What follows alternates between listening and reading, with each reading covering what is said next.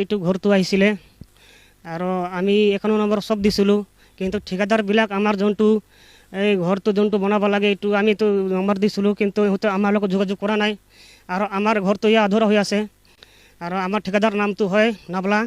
পইচাটো লৈছিল 3,000 কৰি ঘৰৰ পৰা, এটা ঘৰৰ পৰা।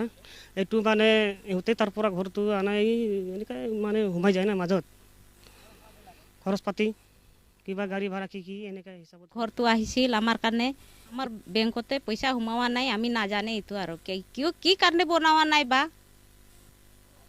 3,000 আৰু পইচা লৈছে, পইচাওতো এতিয়া একোই কৰা নাই, বনাই দিব লাগিব আৰু ঘৰটো।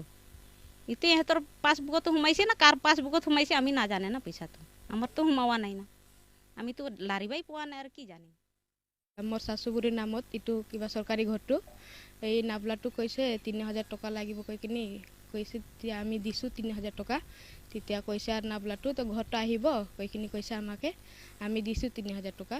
তেতিয়া কৈছে ঘৰটোতো আহিলে বনাব টাইমত আৰু আধা বনাই এৰি গুচি গৈছে আৰু এইটো পূৰা বনোৱা নাই আৰু এই 3,000 টকাটো হ'লে নাবলা দৈমাৰীটো লৈছে আৰু ঘৰটো হ'লে কমপ্লিট কৰি দিয়া নাই। এতিয়া এনেকৈ আছে আৰু বনোৱা নাই ভালকৈ। আপুনি কি বিচাৰে? এতিয়া আমি বিচাৰি আছোঁ যে ভালকৈ বনাই দিবা, আমিতো গৰীব দুখীয়া মানুহ না, ঘৰটো ভালটো লাগিব আমাকে, আমি খাবা হাজিৰা কৰা মানুহ এতিয়া হাজিৰা কৰিম ন ঘৰ বনাম, ঘৰটো লাগিবই না আমাকে, এইকাৰণে ভালকৈ বনাই দিলে হ'ল আৰু।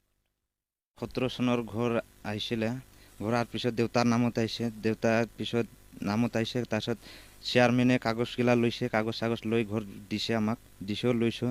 তাৰপিছত আমাৰ দেউতাৰ নামটো হয় ধনীৰাম গড়, দেউতাৰ নামতে আহিছিল। তাৰপিছত ঘৰবিলাক বনাই দিয়া নাই, এতিয়া ঘৰবিলাক বনাই দিবৰ কাৰণে আমাৰ ঠিকাত লৈছিল নাবলা দৈমাৰীটো আৰু বনাই দিছিল মানে আৰু পাছবুক কাগজ পত্ৰ চব ইহঁতে চেয়াৰমেনহঁতে লৈছে আৰু নাবলাৰ চেয়াৰমেনগিলা মিলি কিনে। পইচাটো সোমাওঁতো নাবলা তাত সোমাইছিল আৰু একাউণ্ট নম্বৰ আমি কিবা দিছিলোঁ, আমাৰতো লৈ যোৱা